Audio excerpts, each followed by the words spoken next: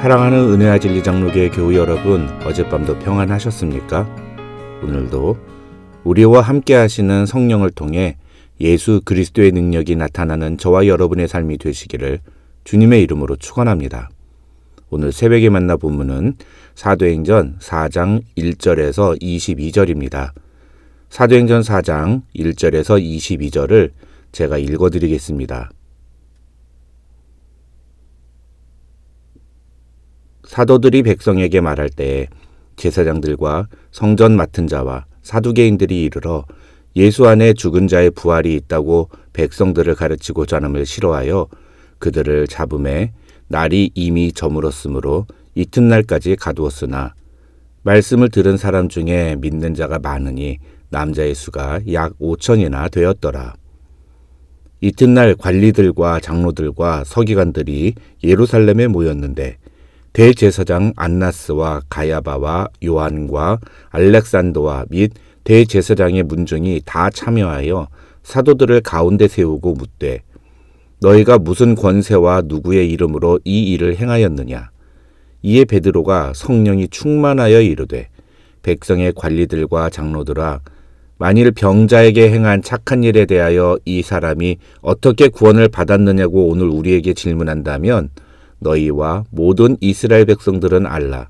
너희가 십자가에 못 박고 하나님이 죽은 자 가운데서 살리신 나사렛 예수 그리스도의 이름으로 이 사람이 건강하게 되어 너희 앞에 섰느니라.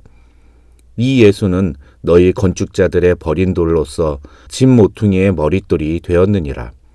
다른 이로서는 구원을 받을 수 없나니 천하 사람 중에 구원을 받을 만한 다른 이름을 우리에게 주신 일이 없음이라 하였더라. 그들이 베드로와 요한이 담대하게 말함을 보고 그들을 본래 학문 없는 범인으로 알았다가 이상히 여기며 또 전에 예수와 함께 있던 줄도 알고 또 병 나은 사람이 그들과 함께 서 있는 것을 보고 비난할 말이 없는지라 명하여 공회에서 나가라 하고 서로 의논하여 이르되 이 사람들을 어떻게 할까? 그들로 말미암아 유명한 표적 나타난 것이 예루살렘에 사는 모든 사람에게 알려졌으니 우리도 부인할 수 없는지라. 이것이 민간에 더 퍼지지 못하게 그들을 위협하여 이후에는 이 이름으로 아무에게도 말하지 말게 하자 하고 그들을 불러 경고하여 도무지 예수의 이름으로 말하지도 말고 가르치지도 말라 하니 베드로와 요한이 대답하여 이르되 하나님 앞에서 너희의 말을 듣는 것이 하나님의 말씀을 듣는 것보다 옳은가 판단하라. 우리는 보고 들은 것을 말하지 아니할 수 없다 하니 관리들이 백성들 때문에 그들을 어떻게 처리할지 방법을 찾지 못하고 다시 위협하여 놓아주었으니 이는 모든 사람이 그 된 일을 보고 하나님께 영광을 돌림이라. 이 표적으로 병 나은 사람은 40여 세나 되었더라. 오늘 본문은 어제 있었던 사건과 상황이 연결됩니다. 매일 성전 미문에 앉아 구걸하던 안진뱅이를 베드로와 요한이 고치자 사람들은 베드로, 요한과 함께 예루살렘 성전 동쪽에 위치한 솔로몬의 행각이라는 곳으로 가서 베드로의 이야기를 듣습니다. 그때 베드로는 유대인들을 향해 단도직입적으로 예수의 복음을 전하면서 돌이켜 회개하고 예수를 믿으라고 말하는데 베드로가 전한 이 복음을 듣고 남자만 5천 명이나 예수를 믿게 되었다고 성경은 말합니다. 그런데 사실 정확하게 말하면 솔로몬의 행각은 5천 명이나 되는 사람들이 모일 수 없는 장소입니다. 그러니까 베드로가 안진뱅이를 고친 후에 그 장면을 보고 솔로몬의 행각에 모인 사람들은 많아야 수백 명 정도였을 겁니다. 그렇다면 왜 사도행전을 쓴 누가는 베드로가 전한 복음을 듣고 돌이켜 회개한 사람이 남자의 수만 5천 명이나 되었다고 썼을까요? 어제도 말씀드렸습니다만 이것은 누가가 의도적으로 예수님의 사역과 베드로의 사역을 연결하기 위해 사용한 표현인데 이것을 본문의 상황에 맞춰서 말씀을 드리면 학자들은 이 4장 4절은 사도들이 복음을 전하는 것을 싫어한 유대 종교 지도자들의 방해에도 불구하고 당시 예루살렘 사람들 사이에 복음이 얼마나 강력하게 퍼져나갔는지를 보여주는 장면이라고 설명합니다. 다시 말해서 오늘 본문인 사도행전 4장 1절에서 22절은 사도들에게 예수의 이름을 전하지 말라고 막는 유대 종교 지도자들의 모습과 그런 유대 종교 지도자들에게 당당하게 맞서는 베드로와 요한의 모습이 기록되어 있는데 3절과 4절은 이런 내용의 결론과도 같은, 다시 말해서 유대 종교 지도자들은 복음을 전하는 베드로와 요한을 잡아서 재판장에 세우며 그들에게 예수의 이름을 전하지 말라고 협박하지만 베드로와 요한은 그런 유대 종교 지도자들의 협박에 전혀 굴하지도 않았을 뿐만 아니라 이미 솔로몬의 행각에서 베드로가 전한 말씀을 들은 사람들을 통해 수많은 사람들이 예수를 믿게 되어 그 수가 남자만 약 5천이나 되는 상황이 벌어졌다는 것입니다.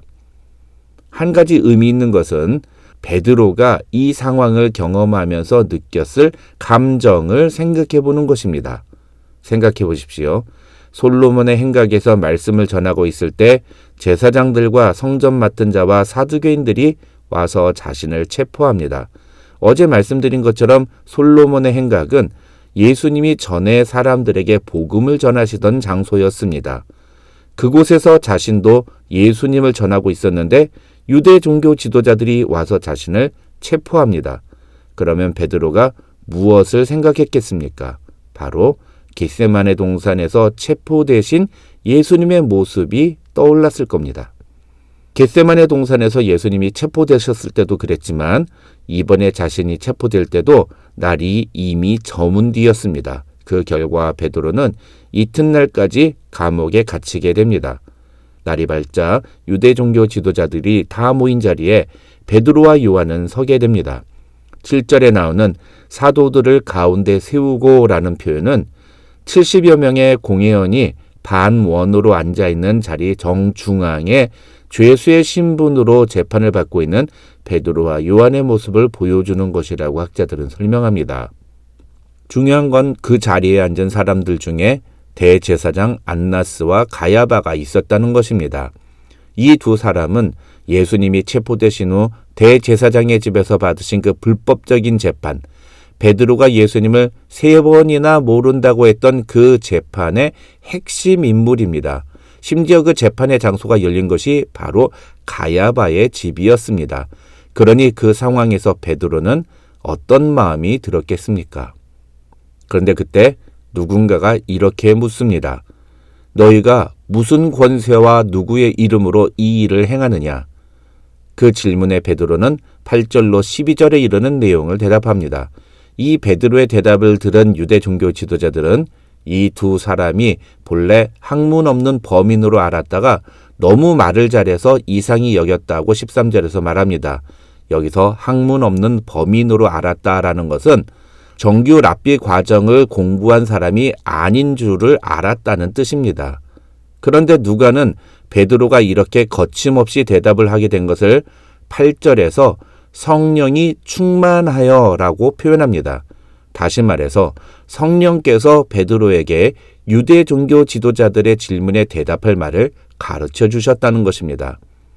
그런데 어떤 학자는 이 8절로 12절의 장면이 누가복음과 사도행전을 쓴 누가가 의도적으로 기록한 장면이라고 설명합니다.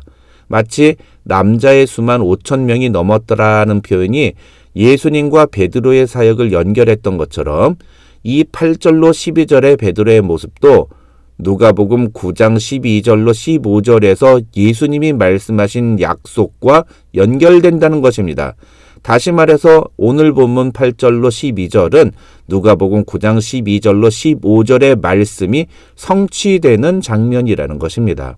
그래서 우리 눈에 보기에는 지금 베드로가 유대 종교 지도자들에게 끌려가 재판을 받음으로 뭔가 심리적으로 위축될 만한 상황이지만 오히려 베드로는 누가복음 9장 13절에서 예수님이 이 일이 도리어 너희에게 증거가 되리라 하고 말씀하신 것처럼 자신에게 벌어지고 있는 이 상황을 통해서 오히려 더욱더 강한 확신과 믿음을 소유하는 기회가 됐을 것이라고 학자들은 설명합니다. 그뿐만이 아닙니다. 14절부터 22절에 등장하는 유대 종교 지도자들의 모습은 마치 예수님을 선지자로 혹은 자신들을 로마의 압제에서 구원할 메시아로 알고 환호했던 예루살렘 백성들 때문에 어쩌지 못했던 과거의 그들의 모습을 떠올리게 합니다. 더욱이 그들은 그 누구보다도 자신들이 매일마다 성전 미문에서 보았던 바로 그 안전뱅이가 베드로 요한과 함께 서 있는 것을 보고 할 말을 잃어버립니다. 그들이 할 수 있는 일이라곤 베드로와 요한에게 다시는 예수의 이름으로 말하지도 말고 가르치지도 말라고 경고하는 것뿐이었습니다. 하지만 베드로와 요한은 그런 자신들의 권위에 순복하거나 겸손한 태도를 보이기는커녕 하나님 앞에서 너희의 말을 듣는 것이 하나님의 말씀을 듣는 것보다 옳은가 판단하라. 우리는 보고 들은 것을 말하지 아니할 수 없다고 당당하게 맞섭니다. 그런 베드로와 요한을 처벌하고 싶어도 적당한 죄목이 없으니 처벌할 수도 없는 처지였습니다.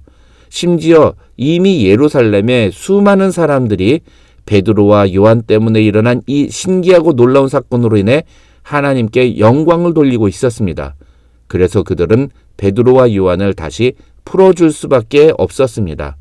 자신들은 40년 동안 안전뱅이로 성전 미문에 앉아서 구걸하던 이 사람을 위해 해준 것이 아무것도 없었는데 베드로와 요한은 이 사람을 일으켜 세우는 엄청난 표적을 보여주었기 때문입니다. 이처럼 오늘 본문은 우리에게 예수님이 하신 말씀이 자신에게 실제로 성취되고 있는 것을 보며 감당할 수 없는 벅찬 감격과 감사가 가득했을 베드로의 심정을 보여주기도 합니다. 오늘 본문을 통해 우리는 바로 그 베드로의 마음을 읽을 수 있어야 합니다. 한 가지 더 중요한 것을 말씀드리면 베드로가 이렇게 복음을 담대히 증거하는 사람이 되게 된 원인이 무엇인가 하는 것입니다. 물론 그것은 성령의 임재를 경험했기 때문입니다.